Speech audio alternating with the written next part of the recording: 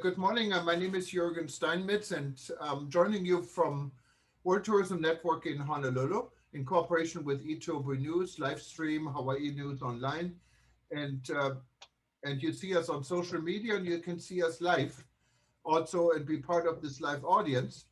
Today we have an interesting panel, and we'll be talking about climate-friendly travel to zero. Before I introduce this panel and give my microphone to Professor Jeffrey Lipman in Brussels, I just wanted to remind everyone who is not a member of the World Tourism Network, you can actually join World Tourism Network complimentary now between now and the end of the year if you join by the 14th of June.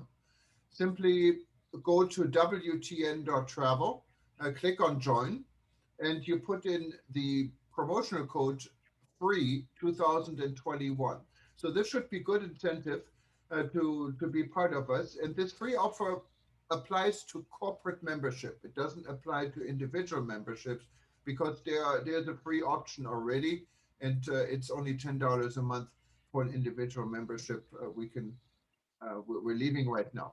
However, World Tourism Network started more than a year ago in March of 2020 with a discussion, what was known under rebuilding travel. And the entire year we focused on bringing people together from all parts of the world and talking about the implementation of COVID on the travel and tourism industry. So this has gone a long way. Everyone has been on this journey. So we are continuing, and in December, we formed an organization, what is the World Tourism Network, what will not only, of course, deal with the COVID crisis, but we see our rightful place in the global travel industry as someone who is focusing on medium to small size businesses in this world. We have members now in 127 countries, close to 2,000, and we're growing. And I can see some of our board members and people that have been with us from the very beginning, like Peter Bryan from Tanzania, Marika from the Tour Guide Association in Washington, D.C., and of course, everyone on this panel today also has been part of our audience. I wanted to welcome Modi Astudi in Indonesia. She has been with us for a while. And many of you, I cannot mention all of them, and they're coming in, but we have a loyal followership of people all over the world. Now, without further delay, I'd like to give this microphone to Jeffrey Lipman, and also, of course, welcoming Vijay. Vijay, I'm so sorry. I know you for so many years. I'm going to call him Vijay. Not stumbling over your last name. It's even more difficult than my last name for some people. But Vijay has been leading and chairing our aviation group, and World Tourism Network has interest groups. And aviation, of course, is very important. Vijay has been with us also from the almost from the beginning. And he is a consultant based, an aviation consultant, very well known in this business for many years, based in Singapore. And he was a VP for Etihad Airways before. And we have Paul Steele, he's joining us from beautiful Switzerland. And Professor Jeffrey Lipman, I think doesn't need much of an introduction, joining us from Brussels. So Jeffrey, the floor is yours and the microphone is yours. Thank you very much, Thomas. And again, thank you to you and World Tourism Network for facilitating what I'm going to call a fireside chat about the existential climate crisis and the place of aviation in that crisis, and particularly focusing on the challenges and the opportunities that are emerging in a post-pandemic period. And I'm not going and we might start with the G7 and the fact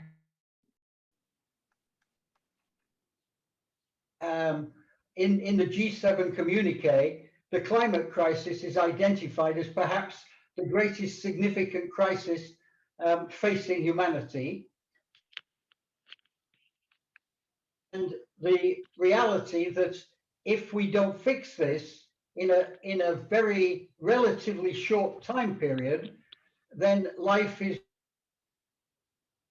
to be what Rousseau called nasty, brutish, and short. It's getting worse. Paris Agreement talked about 1.5 degrees. According to the latest statistics, we are already sitting at 1.2 degrees. And the World Meteorological Organization has said there's a significant chance in a recent report that we will pass 1.5 degrees within this decade. And that means terrible weather extremes, floods, ice caps melting,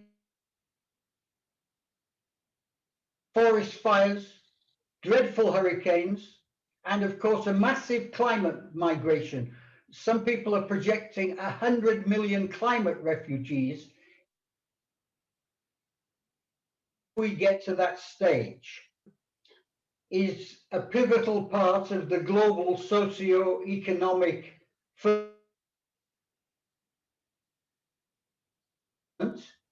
I don't need to go into that for this audience, because we are all reading the figures about being basically directly and indirectly 10% of the global economy.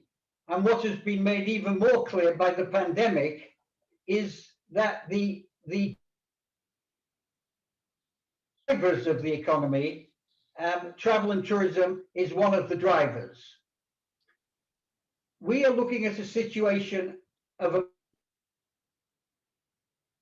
pandemic emergence, however long it takes, 1, 2, 3 years, nobody knows, which the Secretary General of the United Nations says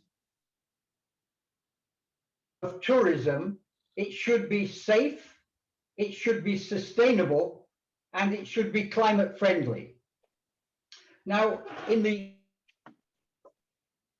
NGO that I run, a testament to Maurice Strong, who was warning about the climate crisis 50 years ago, we are advocating a need for climate friendly travel. That's a form of travel and tourism which is low carbon, which is to the Sustainable Development Paris 1.5 trajectory. At this moment, and I would add, we're also calling for absolute zero greenhouse gas by 2050. Let me repeat that. Absolute zero greenhouse gas by 2050. And for those of you who are following this story, that doesn't mean net zero, where you offset certain elements of your emissions, because clearly, if the world does not achieve that kind of balance, we're going to go into a dreadful, dreadful civilization-ending period. Aviation is currently somewhere between 2 to 3% of the total greenhouse gas and of the total carbon emissions. But it's also responsible for some other nasty stuff like sulfur and nitrous-based emissions, and for what is called radiative forcing. That's the impact of contrails and other disturbing effects at high altitudes. But the 3% is forecast to grow dramatically because every other form of human activity is looking for energy system. Every other form. So relatively, aviation, unless it can, is going to be emerging as an even greater climate challenge. And some studies, 15% by 2050 of global carbon will be caused by aviation.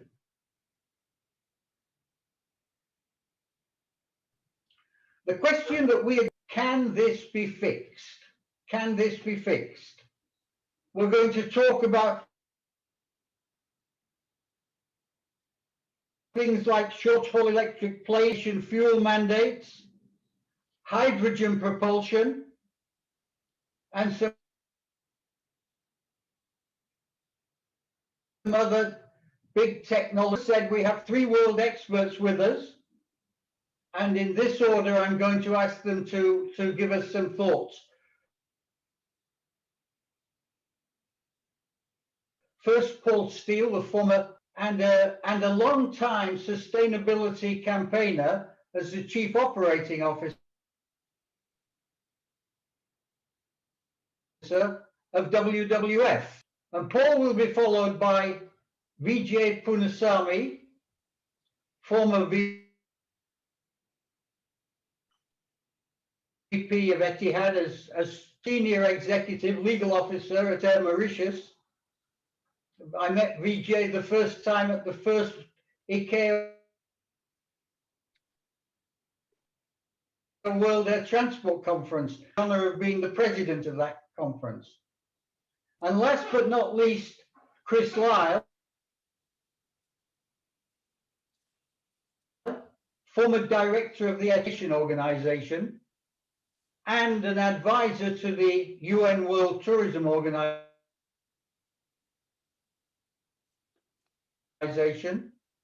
and a man with whom I played rugby in Montreal many, many years ago. You're also welcome, Chris. So with that introduction, I'm now going to ask Paul. Jeffrey, if I can interrupt you a little bit. To give us... Jeffrey, I didn't want to interrupt you, but you're really coming in and out. We don't understand everything you're saying, but most. I don't know if you have a different internet you could possibly switch to. But I just okay, look, I'm going to introduce Paul Steele. I'm going to introduce Paul Steele, and I'm going to come in. I'm going to leave and come in on another line. Paul.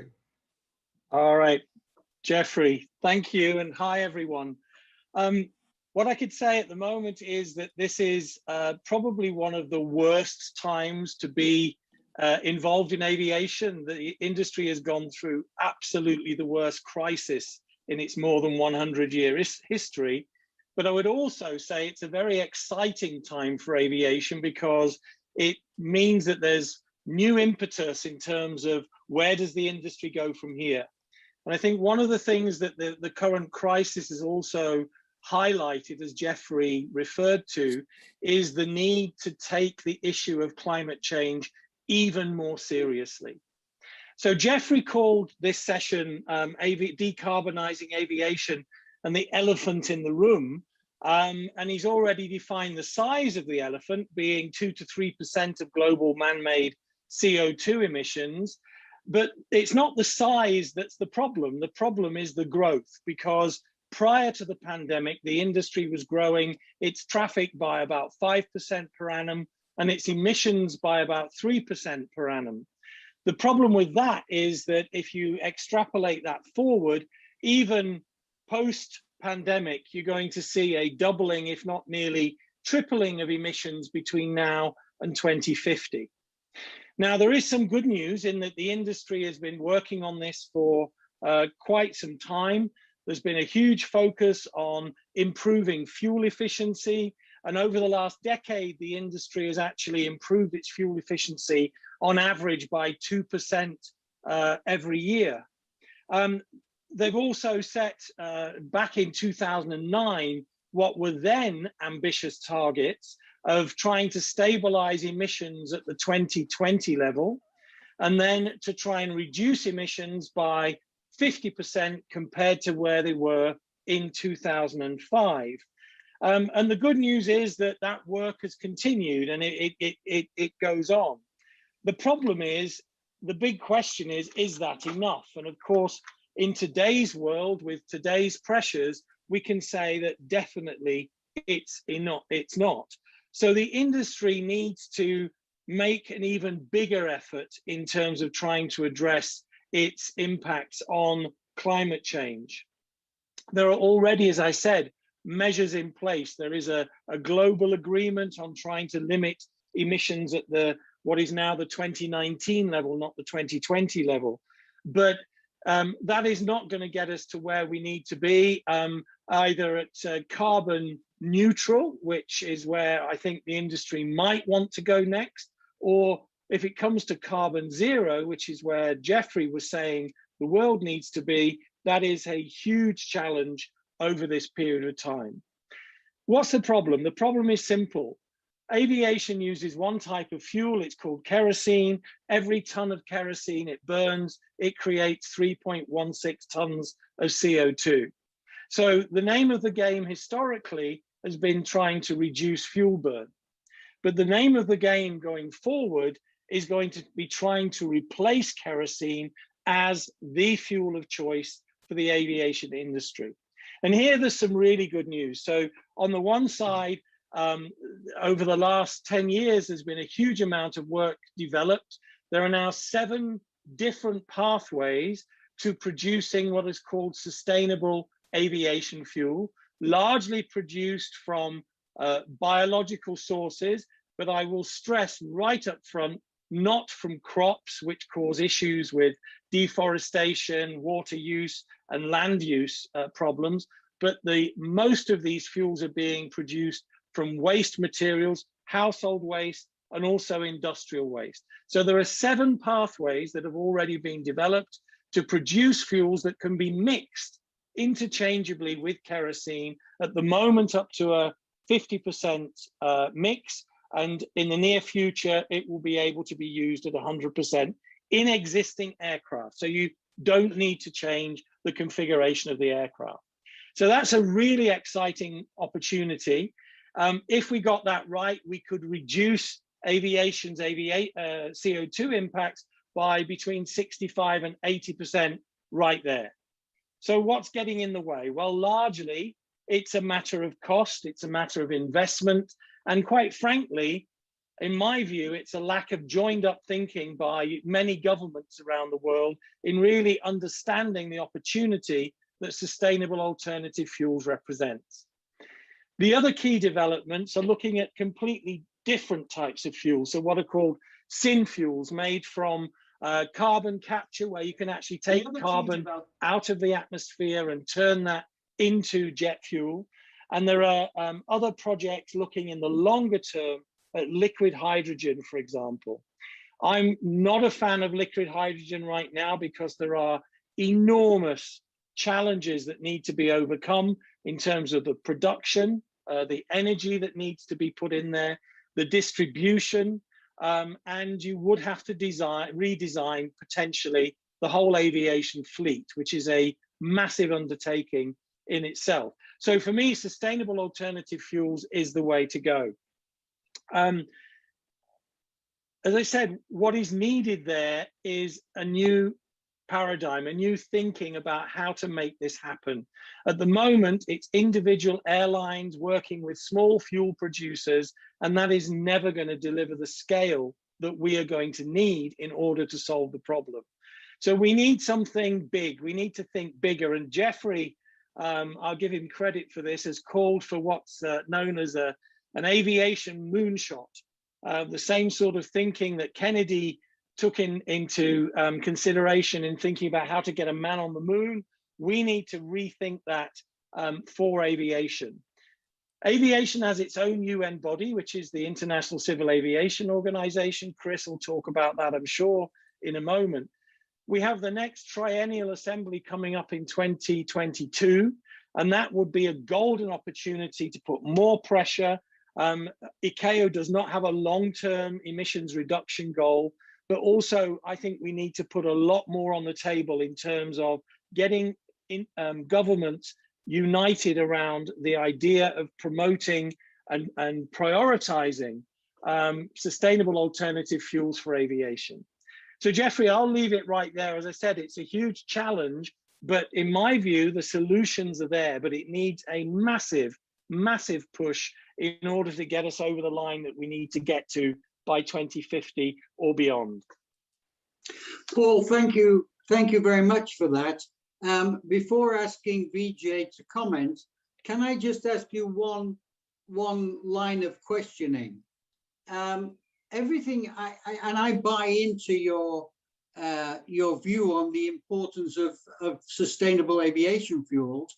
Everything I read says the roadblock is the cost is too high and the amount of supply is too low.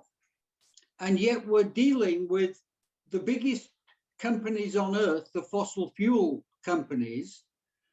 And I understand that the line that I'm hearing is the market size isn't big enough. But if aviation is so important, and if this is, you know, the lifeline for human communications, for any intercontinental interaction, isn't it the case that these massive fuel companies should do a hell of a lot more to produce that fuel, point one? And point two, shouldn't the airlines simply have to say, if to be climate friendly, we have to have this fuel, if it's more expensive, the fares have to go up? Well, Jeffrey, I think, look, the observation at the moment, we're in this horrible, what I call it, the valley of death. Okay, we did all the technical development work, and it's now the challenge of how do you actually commercialize and scale up production and distribution of these fuels. And that's where we are right now. So what we've got is small scale, and small scale means expensive. The challenge is to scale up, the unit costs come down, and it becomes much more competitive. There are already a couple of projects out there that actually are getting close to price competitivity, which is good.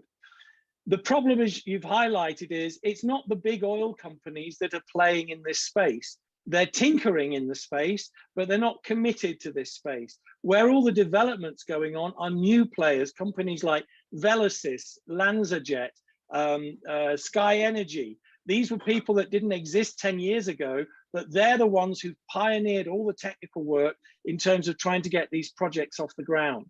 Where we're seeing a difference is when governments get involved to actually facilitate those projects through either investment guarantees or putting the right policy frameworks in place. And we need more of that, and we need some clarity in terms of how those policies could be put forward. And again, you know, you could pressurize the fossil fuel companies by putting in fuel mandates. Because the price differential at the moment is between 3 and 5 times the cost of kerosene, if you put a too big a mandate, then of course fares would go up.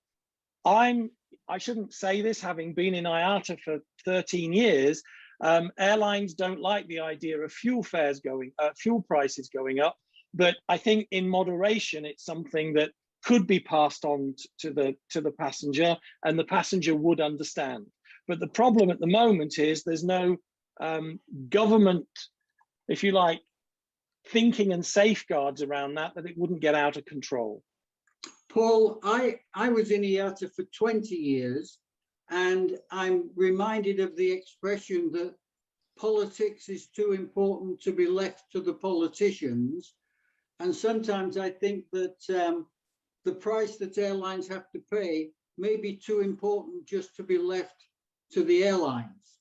And if the prices go up, there's a lot of environmentalists out there who will say that's not a bad thing, because it's going to mean that the demand is going to move more stably and have less of an adverse impact on the environment.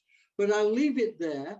Well, can I just make one point on that, Jeffrey? Let's not forget that it's not just about people flying in aircraft. Aviation transports 35% of world trade by value. So if you increase fares, you increase cargo prices, you increase the cost of trade. So it needs to be done in a balanced way. It's not just a simple, let's put the price up, less people will fly, we solve the environment problem. No, if I had a magic wand, I would say, let's put the price down and put the pressure on the fossil fuel companies. I can't feel much sympathy for them. Okay, good. Okay, Vijay, would you like to join this conversation and give us your views, which is the views of a practitioner, a man who's been running an airline, more than one airline, 3 airlines. Thank you very much, Jeffrey, and great to see all our friends on this call. I think that there are a few givens which must probably accept and move on from immediately. One is that the aviation industry, airlines, have played a significant role in the socio-economic growth of the world and of tourism as a sector in particular. Second, that COVID has decimated the airline industry, which is still licking its wounds as we speak. However, those two facts do not obviate the other fact, which is that COVID has in many ways awakened people's awareness about two significant things. First, personal health, and that includes the impact of pollution on one's health and immediate surroundings. And secondly, on the environment and on the need to safeguard our environment, because obviously with COVID, people have had more time to appreciate the beauty and the serenity of the environment, given that industries were slower and therefore the impact was less felt during those times. So I think the issue of the environment is clearly now at the forefront of everybody's mind. That's why the G7 have focused on it. That's why we're having this panel.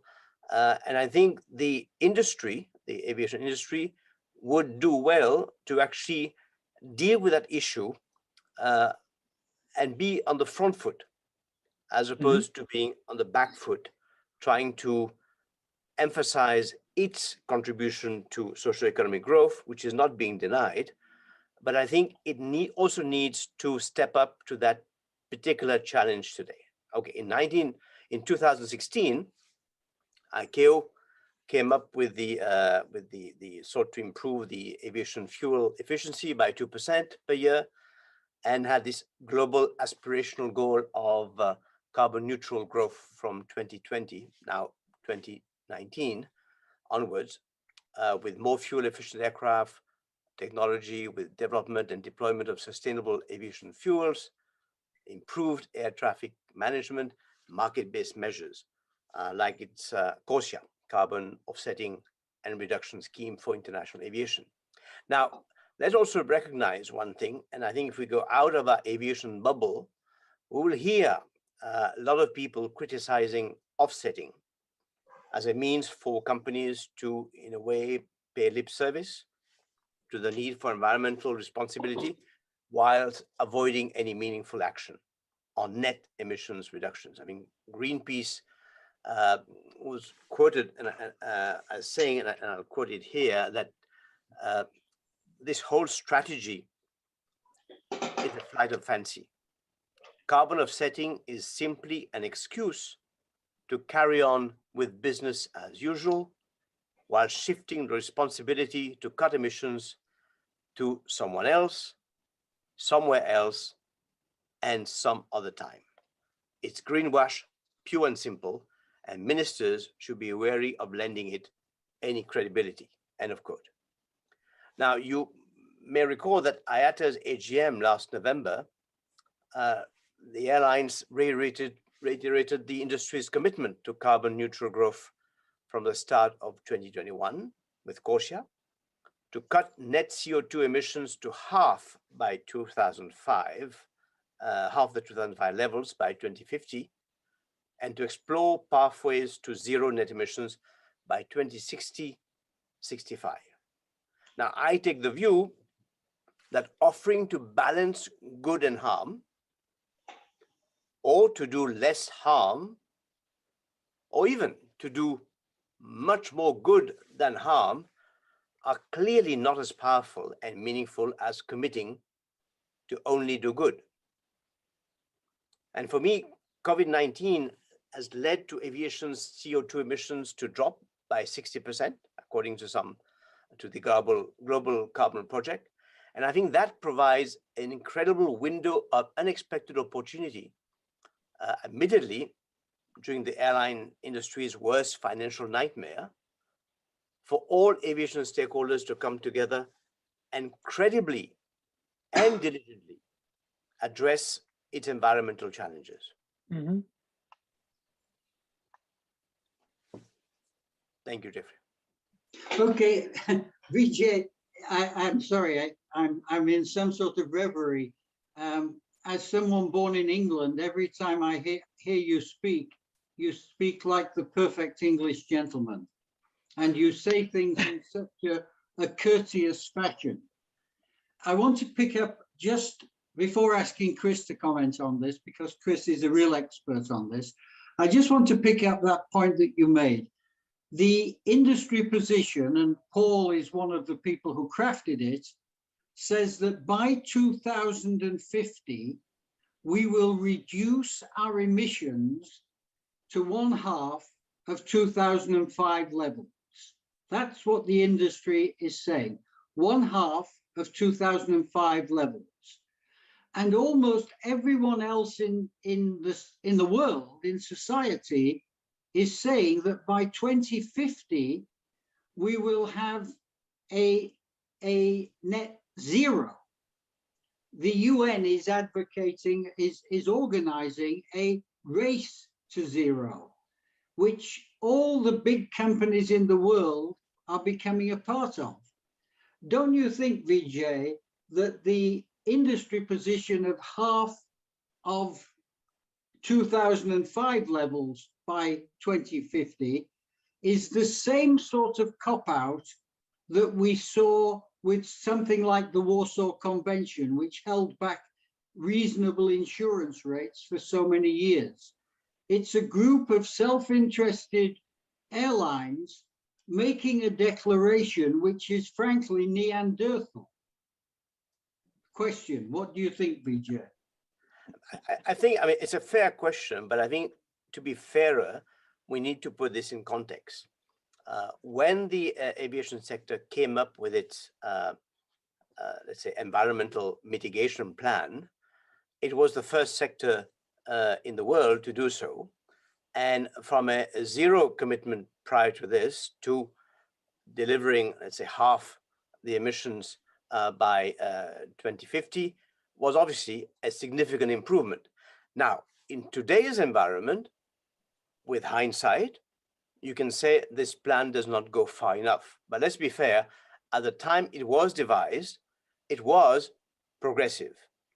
Obviously, time has caught up with it, and it's time to actually revisit that plan. That's why I keep saying that I think rather than the industry delaying doing this, the industry should actually take a step up, take a step forward, and basically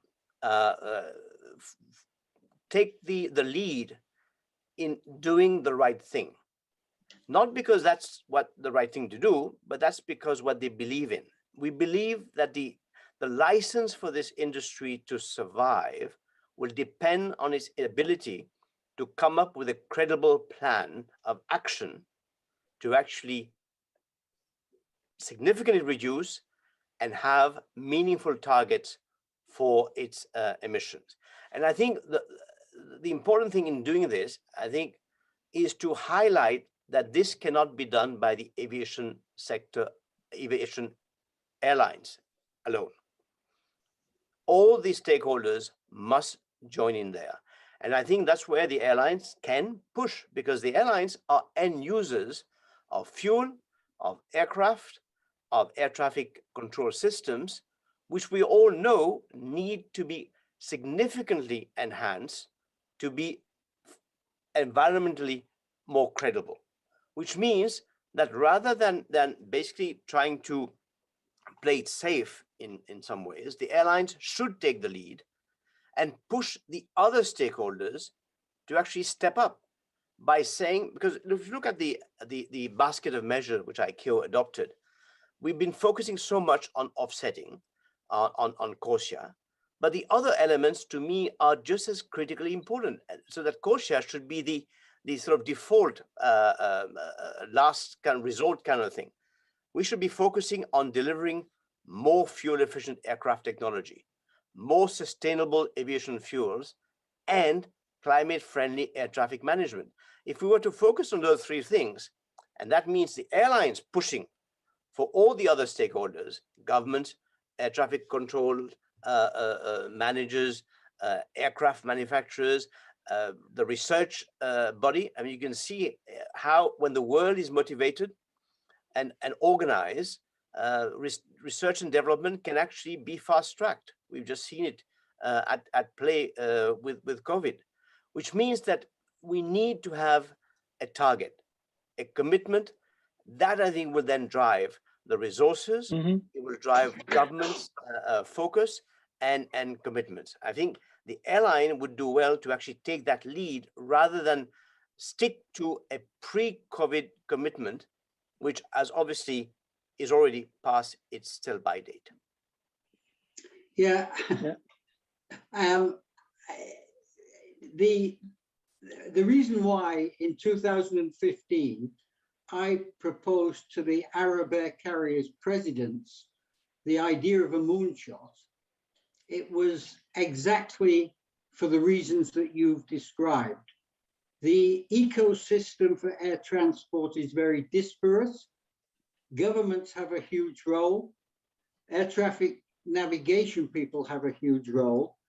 And as you put it so clearly, if there was a holistic approach, then that would put so much more intelligence and pressure to bear on changes. But just to ask you one last question before passing on to Chris, don't you agree that if the airlines are to take the lead, they could join everybody else in the world by accepting an ambition, and this is only an ambition, to have zero carbon, indeed zero greenhouse gas, by 2050. And that would be the first thing. And Willie Walsh, your new Director General at IATA, has a wonderful opportunity to bring that kind of thing into play. Would you agree with that, Vijay?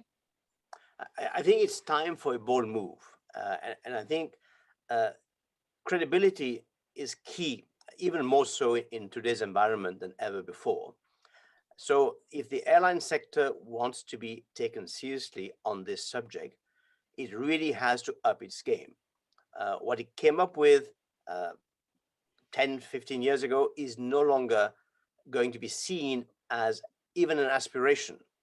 So we need to actually go up and actually identify what is that long shot, you can call it a moonshot, which the airline needs to commit to, and then work with the others to identify who needs to do what by when to reach there.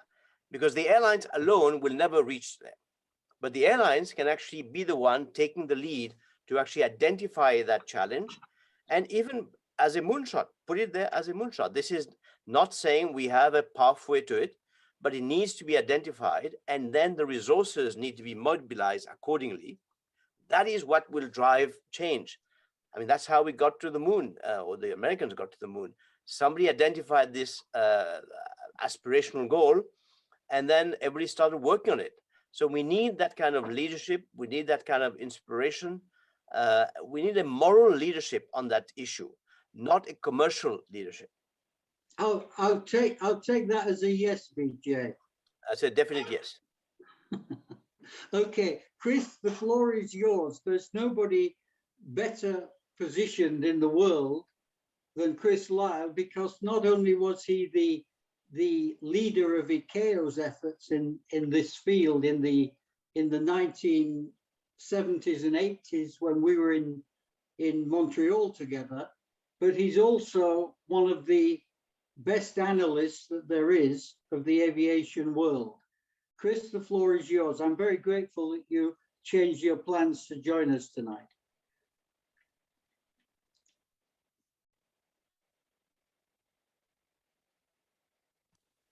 Chris, please unmute yourself. We cannot hear you. You're muted. Now You you should go. be now. Yeah, I thought you had muted me. Okay. Thank you very much, Jeffrey. That's a very generous introduction. I should say that when we used to play rugby together, I was famous for dropping the ball. So hopefully I won't do that today. I'd like to talk. You asked me to talk about whether ICAO was a leader or a follower, and following on from what Vijay was saying, and what you have talked about, the moonshot. One of the difficulties, of course, is that the original moonshot by the United States was by a single country. ICAO has 193 member states. It is very difficult to get them all on the same page. And I don't think ICAO per se has ever been the leader. It's tended to wait for industry. Having said that, I think it's definitely a leader, and necessarily so, given that it's a global issue, and you have to have a global issue. And I think it's beginning to change. In Europe in particular, we've seen governments taking a lead beyond the airlines, and hopefully some of that will transfer across into ICAO. But one of the issues that ICAO has, it's a global issue, as I mentioned, but there are two basic principles which clash. One is the United Nations Framework Convention on Climate Change, which talks about common but differentiated responsibilities.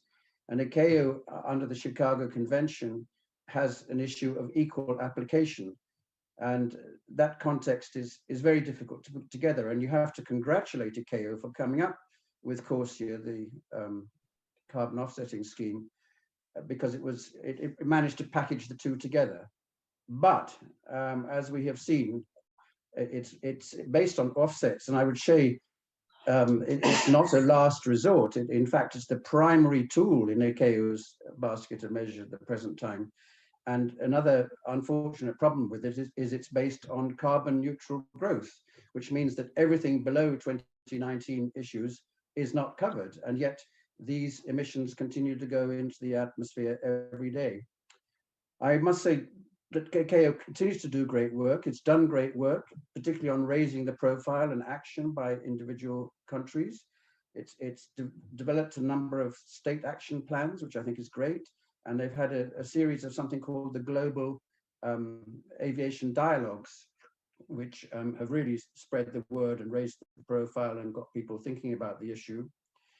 And in the past 18 months, it has perhaps become the global leader through various issues, including in particular something called stock-taking exercises, which were very informative and very impressive.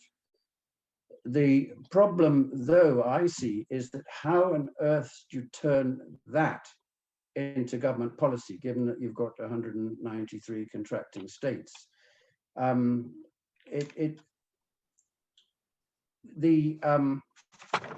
present issue, too, I think, as Paul has spelled out, I think the key way forward certainly for the next 20 years is sustainable aviation fuels. Sustainable aviation fuels, notably waste-based fuel, to avoid the ones that Paul said, and synthetic e-fuels, are the primary and the necessary means of bridging both the time and emissions gaps, pending a substantial contribution by things like fuel cell electric and hydrogen-powered aircraft. But present fuel production of SAF, sustainable aviation fuels, and take-up are negligible. We've heard very high costs. There's an urgent need to get things going.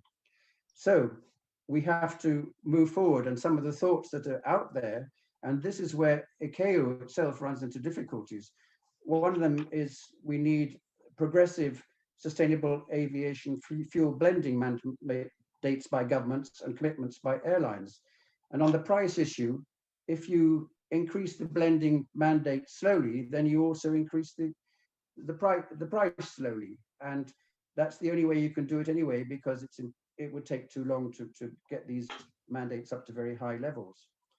We also need, I think, tax credits for SAF suppliers, both producers and the airports. And again, that is a difficult thing for ICAO to handle. I believe we need levies on aviation fossil fuels, but this is, in the past, this has been rejected widely. But I think they should be ring fenced, so that you put a tax, say a carbon tax on aviation fuel, but you ring fence it towards sustainable aviation fuel production and purchase. It would be nice to have certified sustainable aviation fuel products as in CORSIA, but here again, this issue, you get people like Russia and Saudi Arabia who are opposed because they're not that enthusiastic about sustainable aviation fuels, rather more, in the case of Saudi Arabia, something called low carbon aviation fuels, which are just cleaned up fuels from kerosene. We also, it's interesting to see that people like Lufthansa and United now applying offsets to sustainable aviation fuel by airlines through corporate customers, which I think is great. At the same time, we need sustainable aviation fuel investment guarantees and green financing by governments. Again, that's difficult for ICAO. And I would like to see, something we need to do is to prioritize applicable alternative fuel production to the aviation sector. The aviation sector is very different than the rest of the transport and global world, other economic world, because it doesn't have any alternative at the moment to kerosene fuels. So much of what is required, I believe, is beyond aviation, never mind beyond ICAO. And it really goes to the responsibility of individual governments and perhaps people like the EU. And at present, one of the issues is that international aviation is treated separately under the global regulatory framework. This is dating back to the Kyoto Protocol in 1997, where international aviation is not included in the national budgets, something called nationally determined contributions, which means that, and it's given through ICAO. This means that it takes some of the pressure off governments. There is a trend now towards saying that it should be included in national determined contributions, and in fact, there's a move for this to happen at COP26 in Glasgow this year. And that does not mean you're taking away the role of ICAO. It simply means you're putting more pressure on governments to do something individually or through ICAO. And it's also a myth that people say that international aviation is not covered under the Paris Agreement. It is covered under the Paris Agreement by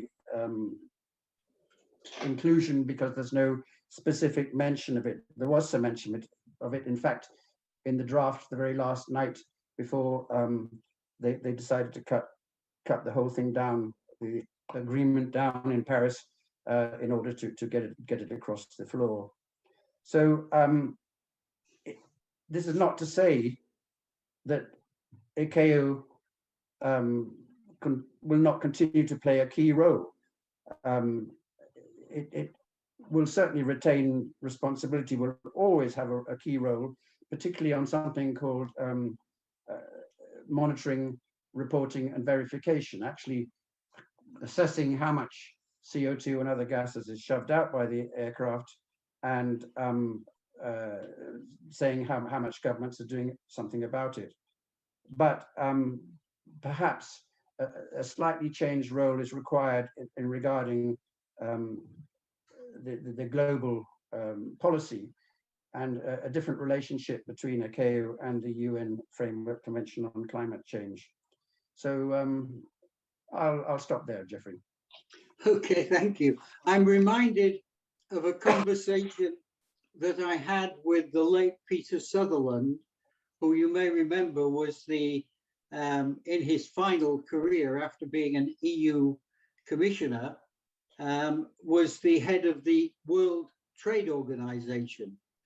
And I knew Peter very well, and we were having lunch in Geneva, and we were discussing the fact that the airlines were pressuring at that stage that aviation should not be included in the World Trade Organization. And if you talk to many people, they'll say, well, it's not included. And Peter Sutherland said to me, if I had $1 for every industry who came to me and said we shouldn't be included because we have different characteristics or we have special characteristics, I could retire tomorrow and we'd have no GATS agreement. And I think what you've just described, Chris, is one of those situations where the existential issue of climate change is not being dealt with from a policy viewpoint in ICAO. It's being dealt with in the UNFCCC, the UN Climate Agency, under the Paris Convention. And I think that the important though the Chicago Convention and ICAO is, if the issue is an existential issue, there isn't any real reason why aviation should not also be included in the nationally determined contributions. And the second point I'd like to make is, if the G20 took a political position that they thought that they needed to accentuate sustainable aviation fuel in the same way that President Biden is accentuating infrastructure and build back better, I can't believe that the supply and the price question wouldn't be solved, even if, as I say, the consequence is the price is higher, so long as there's adequate supply. And I make my point again, that the big fossil fuel companies, the most rich companies in the world, are making arguments that say things like, well, aviation's such a small part of the total mix, is just bullshit.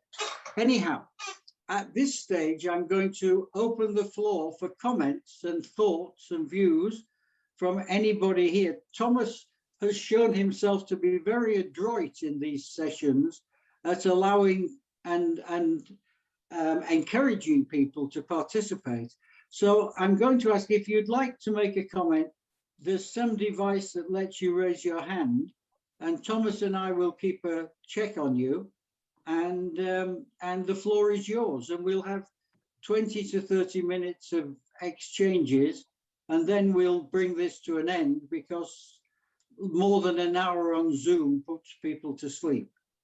Yeah, you can, Jeffrey. Yes, thank you. And you can actually just click on the hand raising symbol, and we indicate that you wanted to say something, and we give you the floor. Maybe in the meantime, I'd like to recognize and maybe welcome and give him a chance to say a few words. Dr. Taleb Rifai, who was the former Secretary General of the UNWTO and is our co-chair since we started this discussion. And I think he's joining us from Amman, Jordan. Hi, Taleb.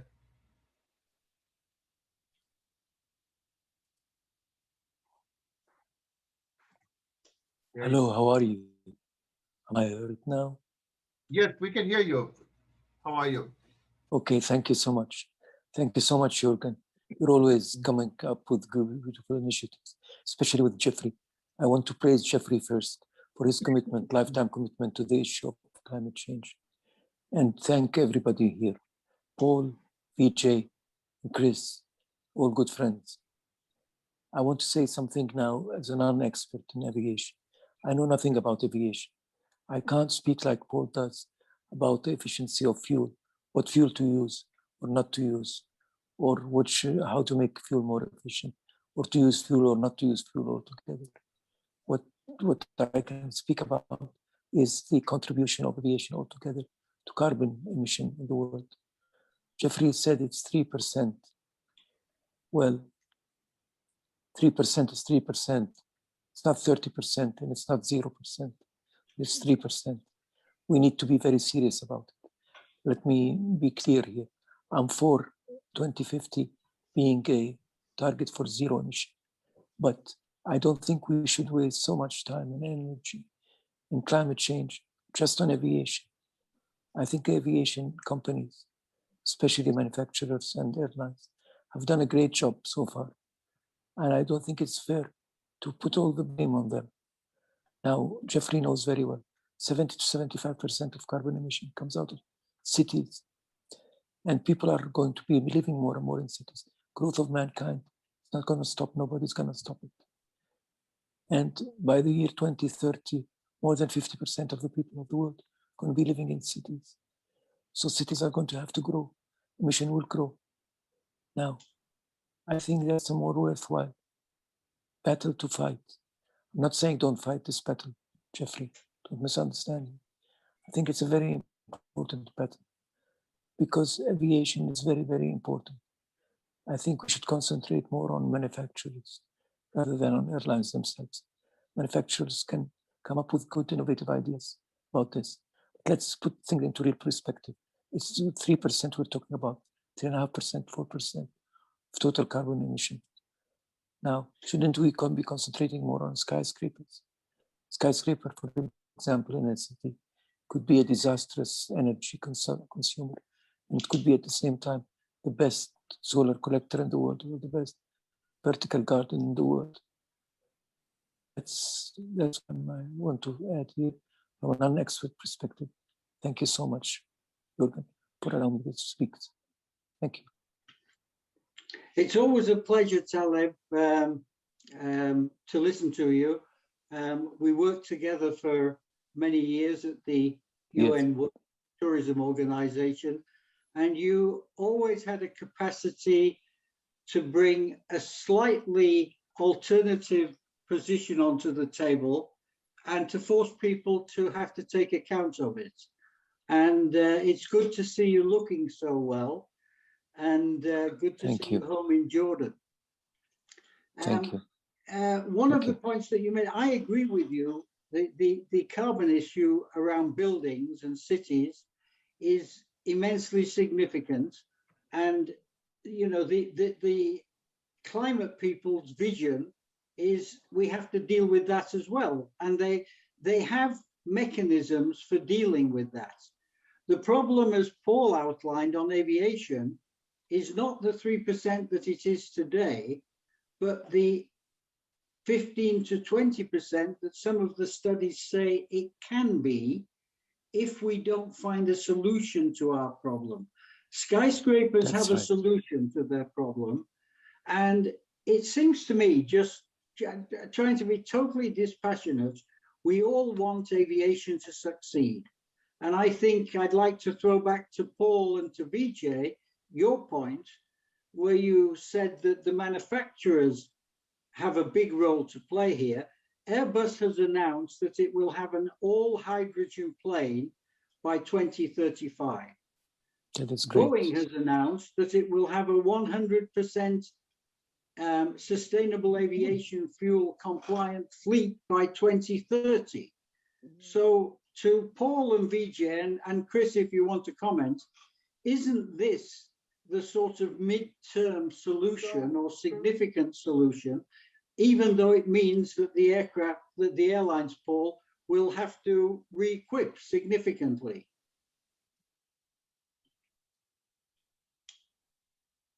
Paul? Okay, I'm here. I think, look, Jeffrey, I mean, I concur with everything that really has been said in terms of it's time for the industry to take another big leap forward and hope that the governments in ICAO will somehow find a way of at least leaping half as far. And we have an opportunity next year at the Triennial Assembly to do that. You know, if you look at everything that's out there, and, you know, I've heard about electric aircraft, and it's probable that there will be short-haul electric aircraft for maybe 100 people that can fly for an hour by say 2030, 2035. But that's not solving the long haul issue. And the long haul issue is the big issue. And that's where you need creative solutions. And the only viable one right now is sustainable alternative fuel made from biomass. The work on hydrogen, even though Airbus made that announcement a few months ago, my understanding is that they're getting a bit nervous about that, because looking at the technicalities of producing, distributing hydrogen and not just converting, but replacing what by then will be something like 50,000 aircraft around the world, is a huge undertaking. And so I think, you know, I'm always nervous about trying to go for something that everybody thinks is the holy grail, which is hydrogen, when there is a solution out there that's being underexploited at the moment that could make a significant impact on the emissions of CO2 today. And remember, there is a cumulative effect on CO2. So every ton we can avoid emitting today avoids that accumulating into the atmosphere in the future. So for me, the priority has to be on the short to medium term to begin with. Yes, we can work on hydrogen. Yes, we can work on electricity, but let's maximize the opportunity that's there. It's such an exciting thing. 10 years ago, that didn't exist. Yeah, and the point that I think it was Chris made about the waste, household waste to SAF, that produces a virtuous circle, because you're solving the waste problem and solving the aviation fuel problem at the same time. And I can't for the life of me see why there hasn't been more investment in that particular activity.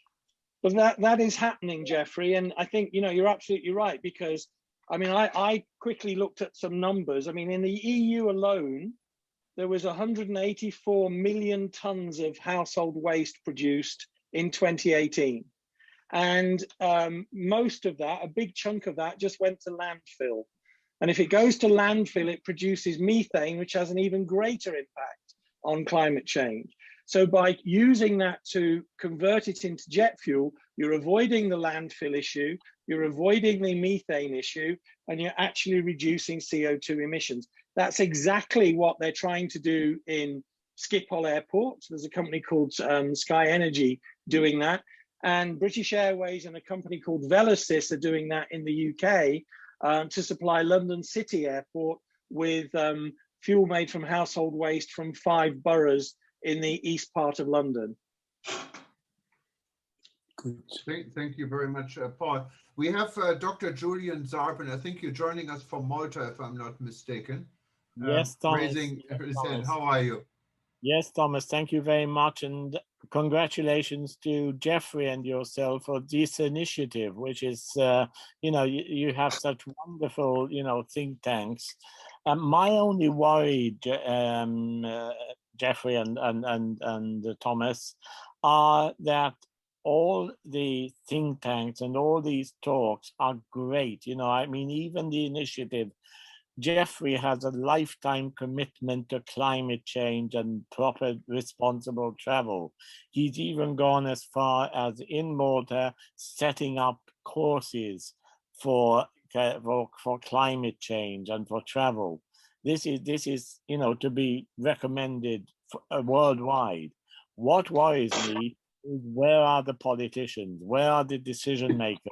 There seems to be a gap between the politician, you know, even in Malta itself, you know, little Malta itself, but everywhere around the world, there seems to be this gap between politicians, academics, researchers, and practitioners. And we always seem to talk around the same thing. We've been talking about sustainable and responsible travel for nearly close to 40, 50 years now. And, you know, very little has changed. We now need to step into the next stage. We need to get things moving. I know that, you know, you can plant a little seed and that'll grow into a wonderful tree. That's something, you know, which I know Jeffrey is very used to doing.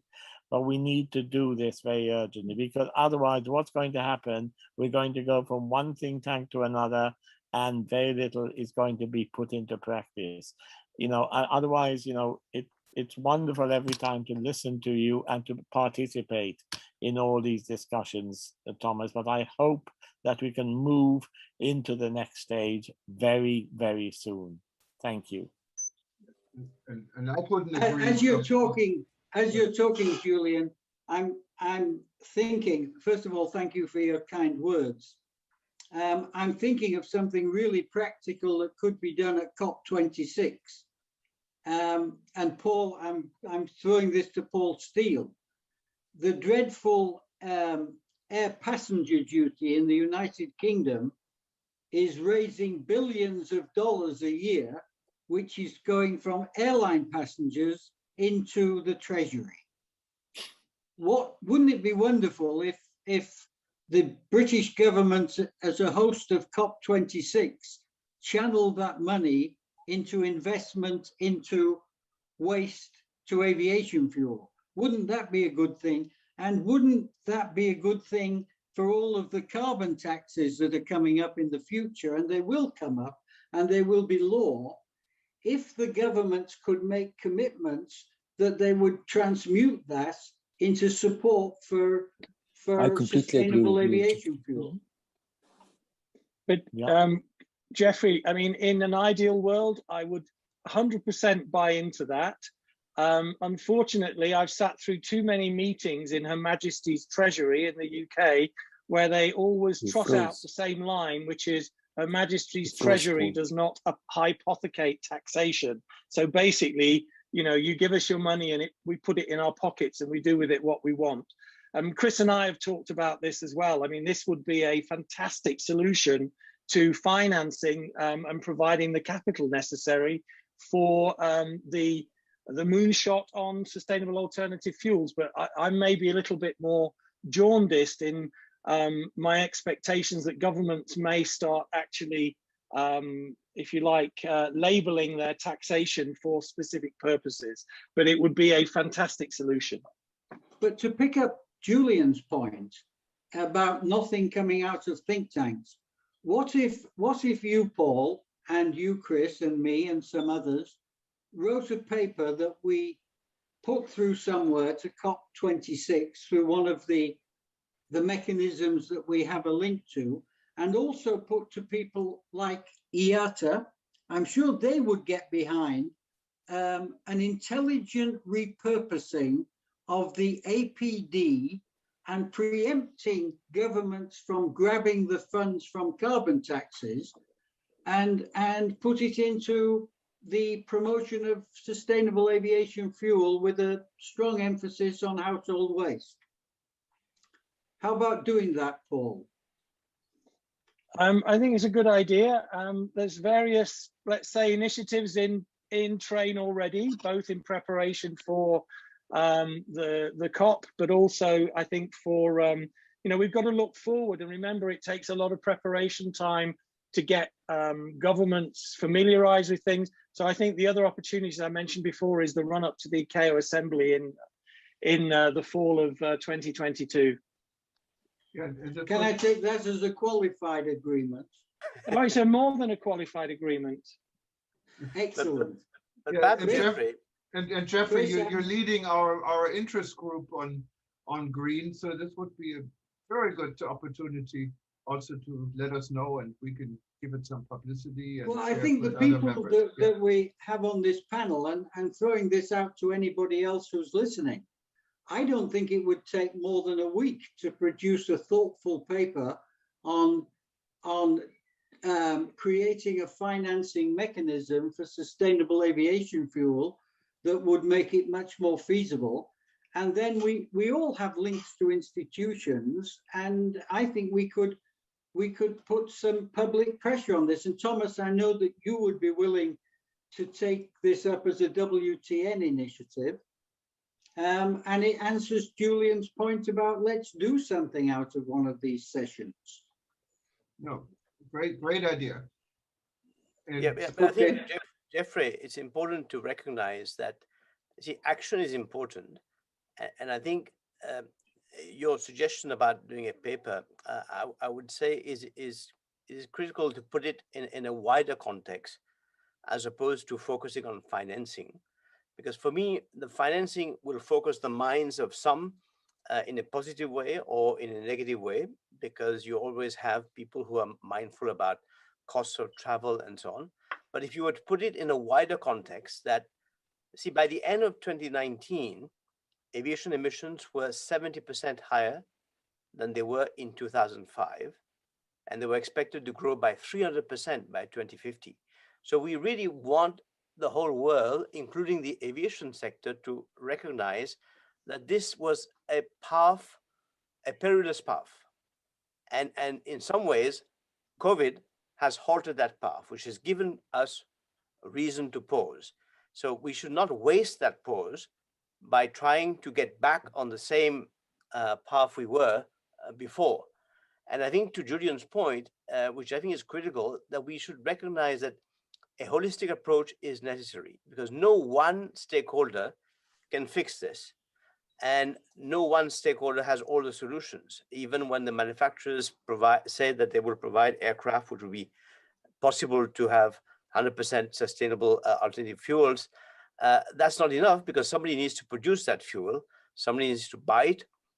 So I think everybody must work together, and this is where governments have a role to play in terms of bringing all the stakeholders together. And the stakeholders are obviously the airlines, the aircraft manufacturers, the air traffic control providers, the researchers, the research and development people, people who can think outside the box and really connect the dots. Because what you don't want also is great ideas which actually are great for aviation in some respect, but actually cause even more harm somewhere else.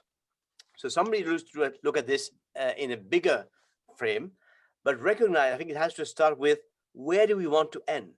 We clearly do not want to end where we were destined to end before 2019, which was a 300% growth in our emissions by 2050.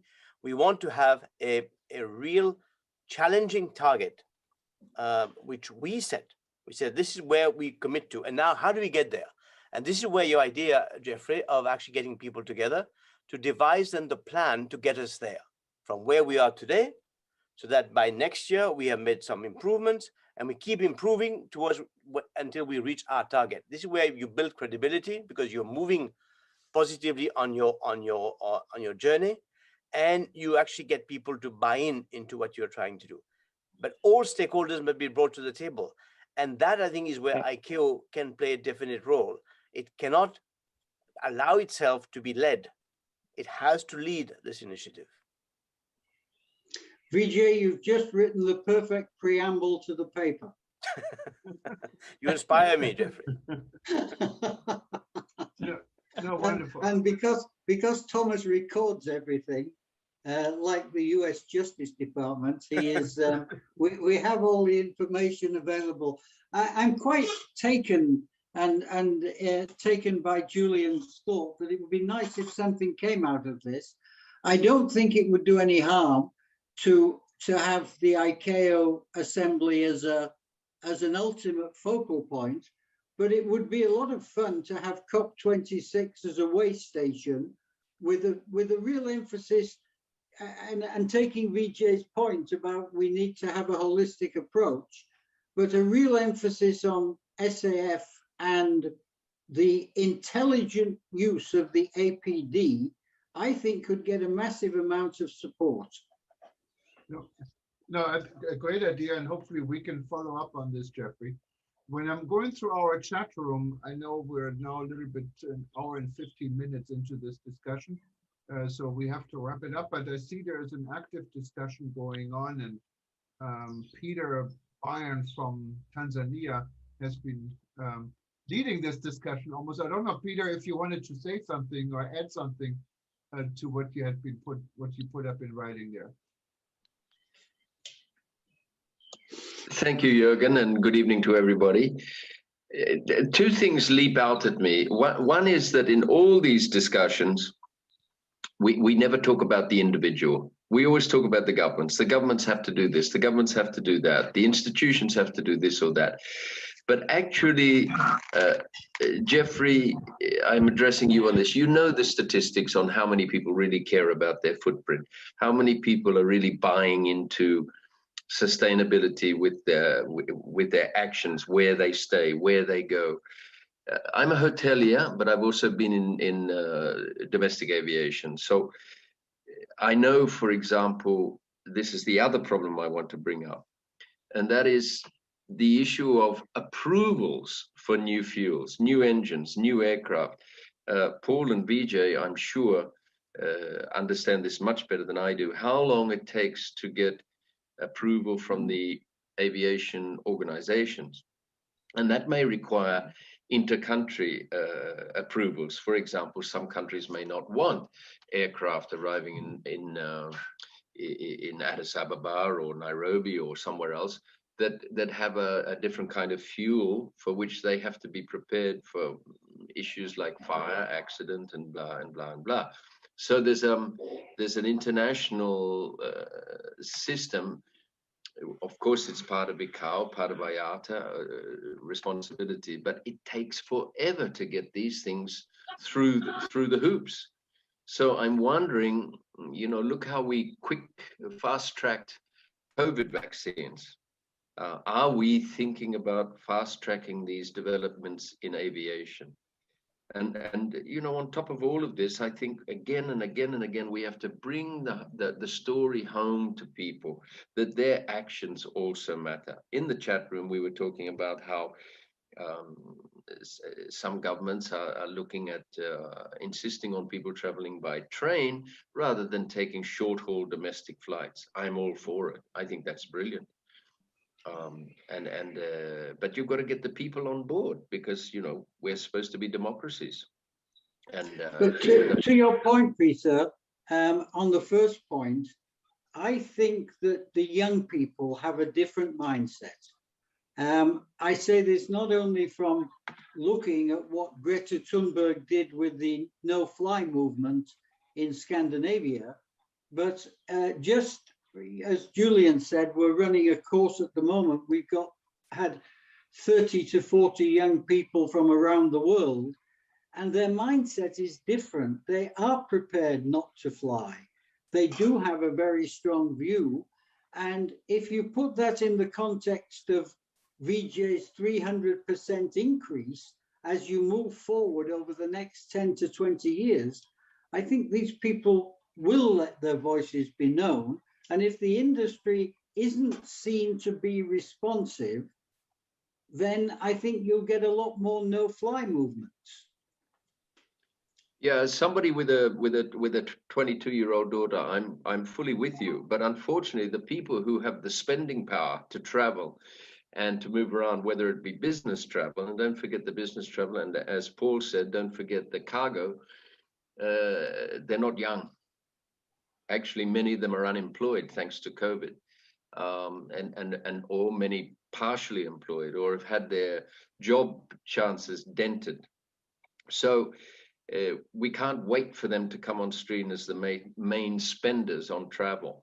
So I hear you and I agree with you, but not sure we have time for that. Okay. No.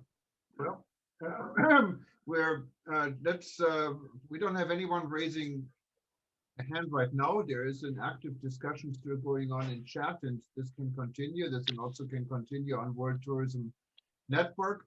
And if anyone else wanted to add something to it, please raise your hand now. Otherwise, I think we can, if that's okay, Jeffrey, bring this to an end today and look forward to the next discussion and some action. So we can report about results, what would be wonderful. Yeah, Thomas, Jürgen.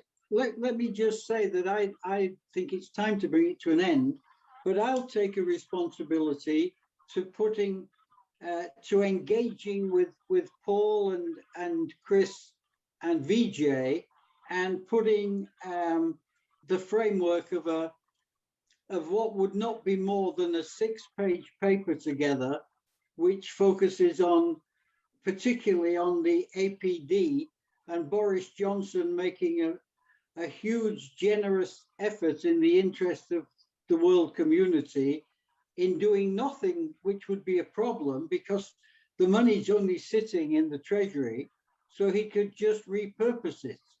And we could argue that, Paul, that that's not really the dreadful hypothecation, it's simply a repurposing.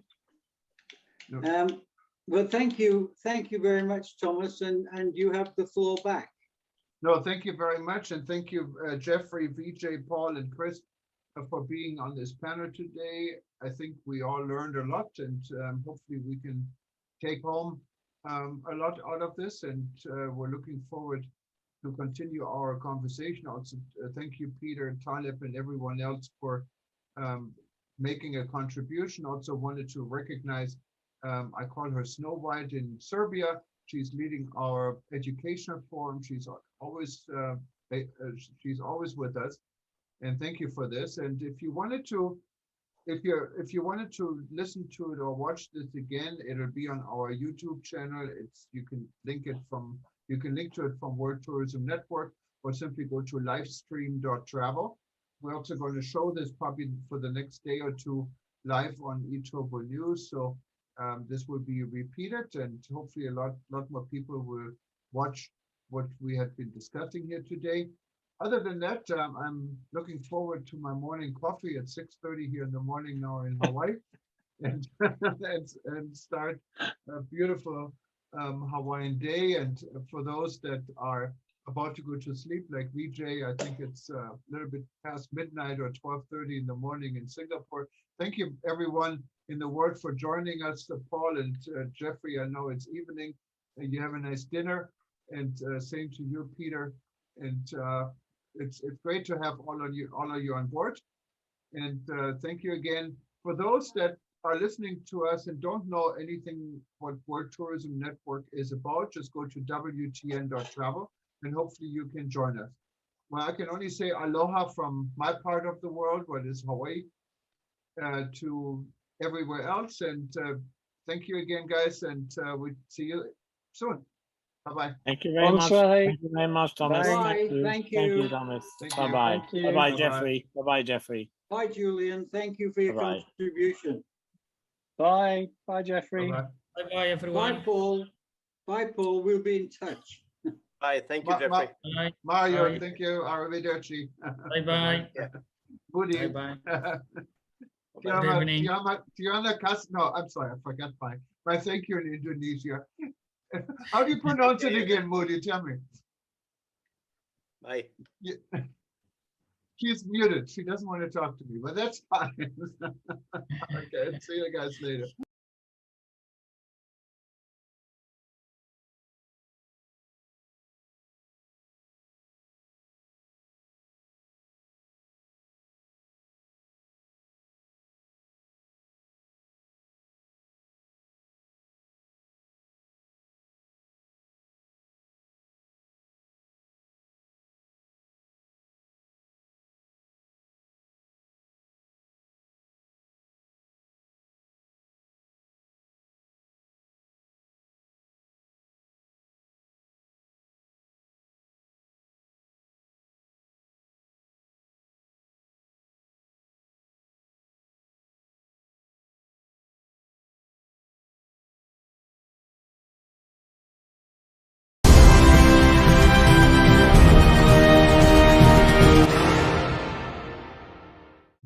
Hello and good afternoon. My name is Jürgen Steinmetz, joining you from livestream.travel and eTurboNews.com in Honolulu, Hawaii. And with me is Dr. Peter Tallow in College Station, Texas. Since we always start with the weather, it seems like it's a fairly nice day. I haven't been outside yet, been working very hard all day, but it looks like fairly blue sky and sunny for the most part. How is everything in Texas? All of today is typical summer Texas weather. So it's around, and the Fahrenheit scale is about between 95 and 100, or about 36, 37 on the Celsius scale. And it's it's humid. So I tell people, this is why we have such beautiful skin, because we live in a boiling bottle of oil of Olay. We never have a chance to get wrinkles. Our skin is always being moisturized, if we like it or not. So it's a typical summer day here. the summers in Texas can be pretty brutal. A lot of Texans go off to Colorado, to the mountains, because they want to escape the heat. I, on the other hand, grew up in New Jersey. It was cold, and I love it when it's 96 degrees, so it doesn't bother me at all. But it is warm, and if you're not used to hot weather, you're not going to like it here, especially hot, humid weather. Yeah, we're lucky here in Hawaii with weather is pretty much always the same in the upper 70s, and it's the same right now. It's a little bit hotter. It's summer, but we don't get into the hundreds. So we Yeah. try to. We've had a real extreme year here because we had the terrible ice storm, if you remember, and everything that took place with that shocking ice storm, which is once in 100 years. And then we're now having our typical summer weather. So it's gone from negative about 20 degrees to 100 degrees on the Fahrenheit scale, and about -5 degrees to about almost 38 degrees on the Celsius scale. That's pretty warm. Yeah, no, it's fine, but there's a lot going on in the world. We have Yes, a there is. building Yeah. that collapsed, and I think we're one of the first media actually pinpointing what building it was. It was an apartment building next to a resort hotel, actually, on Collins Yeah. Avenue, what is right, the In the oceanfront. heart of Miami Beach. Yeah, the heart of Miami Beach. Well, it's in Surfside, well, it's a little bit outside Miami, but it's of course part of the greater Miami area. So how could a building, it's a 12-story building, it first collapsed, half of the building collapsed, and then the other half collapsed hours later. How do you think this could happen? It's incredible. There are almost 100 people now missing, and a few people already dead. So it really, it's unheard of. Yes, it is. And I'm sure there's going to be a lot of speculation. I'm sure people are going to talk about anything from poor construction, which I find really hard to believe in the United States, where there's so many inspections and so many regulations, but that is hypothetically a possibility. I guess on the other end of the spectrum, some form of terrorism. And I'm sure we're going to hear every possibility in between. It's going to take them quite a while because first, no one knows how many people died, but many people may have died. It happened in the middle of the night. Lots of people were sleeping, so it was literally the floor caved in from underneath people. And they're still looking for people. They're not even going to try to figure out what happened until they try to save as many lives as they can. I understand that the government is really working well. The city government, the state government, and the federal government. The White House has called and offered any aid that it could give. Governor DeSantis has done a wonderful job in Florida. And the mayor was really bipartisan. He had great praise both for Democrats and for Republicans. And that's really what it should be. In a crisis like this, people should come together, forget about party, and work to eliminate the suffering, which will be terrible, and the trauma. And I assume there'll be a little bit of fear in Miami because it appears that, let's assume it was a construction error. I don't know if that's true or not. But if were that to be true, I don't know if that was the only building built by that developer or if there were other buildings. And therefore, that's something that people are going to think about. Of course, if God forbid it was an act of terrorism, then that's going to create a whole nother set of fear for the tourism industry, which is going through a hard period, as you well know. I'm taking a group to Israel, and first we were ready to go. Then yesterday, the Israeli government said that because of the newest variant of COVID, they didn't want foreigners coming in. And so I think it's a Delta variant, if I'm not mistaken. And then they said, even if you've been vaccinated, nobody's coming in, the borders are closed. Today, they are renegotiating and trying to determine what the word border means. So it might be that it's closed for the month of July. It might mean it's pseudo-closed. And I don't know if I'm taking people yet or not. And that's really hard because people have to get ready. They have to prepare. They have to have babysitters. They have to have, take time off from work. So I hope this is not going to be a trend across Europe, because that's going to make life even more difficult when it's start, stop, start, stop, it's going to be very difficult. And this was, it's definitely confusing because Israel has been seen in the world really as a leader in fighting the COVID crisis. It has been one of the first countries that had a major vaccination numbers. So if Israel is closing its borders, it has a message what really reflects way more than Israel. Oh, yes. And people are already talking about that all over the world. And the Israelis have done a spectacular job.